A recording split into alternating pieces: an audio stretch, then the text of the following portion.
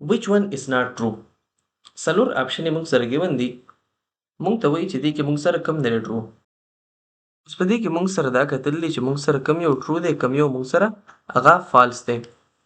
اپشن A که موږ وګورو نو A vector is equal to A magnitude multiply A unit vector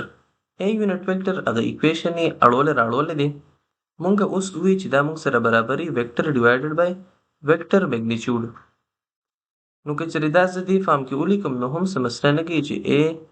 is equal to A vector magnitude multiply A unit vector دې ځای کې دا ایرو زموږ هېر شوی دی څه مسله نشته دی اوس دا موږ ولیکو هم د دغه کوېسچن موږ سره ډفرنټ پام کې لیکلی دی بلکل صحیح دی اپشن A موږ سره ټیک راځي اپشن B که موږ وګورو نو دا خو دا فارموله لیکلې ده اپشن C که موږ چیک کړو نو دې کې دا دې خوا راوړلی دی داسې چې دې اکویشن کې دې خوا راوړلی دی نو A vector magnitude is equal to the vector divided by its unit vector نو آیا اپشن C موږ سره صحیح دی نه دی ظاهري طور داسې لګي چې دا هم صحیح دی نو لہذا all are correct زموږ اپشن D دا صحیح راځي خو اپشن D زموږ بالکل غلط دی اوس د دې وجه سره چې زموږ دا آل کریکټ نه دي نو په دې کې خو بیا یو غلط شته دی اوس موږ هغه غلط فایند کولو کوشش کوو که چېرې تاسو د ویکټر پراپرټیز په غور سره ویلي وي نو په هغې کې تاسو به دا هم ویلي وي چې موږ ویکټر ډیویژن په ویکټر سره دا کولی شو نو د دې کوېسچن آنسر دا دی چې ویکټر ډیویژن په ویکټر سره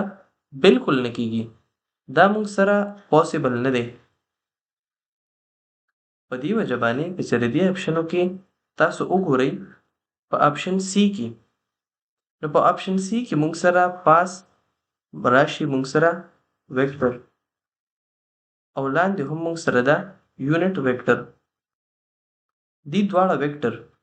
نو آیا د ویکټر په ویکټر باندې ډیویژن کیږي نو نه کیږي پاسبل نه دی اوس موږ ووایو نو دا موږ سره دا کیس دی نو لہذا زموږ چې کوم صحیح آپشن دی هغه آپشن C دی چې دا موږ سره غلط آپشن دی ناٹ ټرو دی بعض ټایم به داسې آی کیچنګ آپشن تاسو ته اویلیبل وي خو تاسو به د احتیاط نه کار اخلئ اول به ټولې آپشن ریډ کړئ ښه په غور سره او د هغې نه بعد چې دی نو خپل آنسر به ورکوئ لکه دې کوېسچن کې چې کومو سټوډنټانو آپشن D دا ټیک کړی دی نو هغه بالکل غلط دی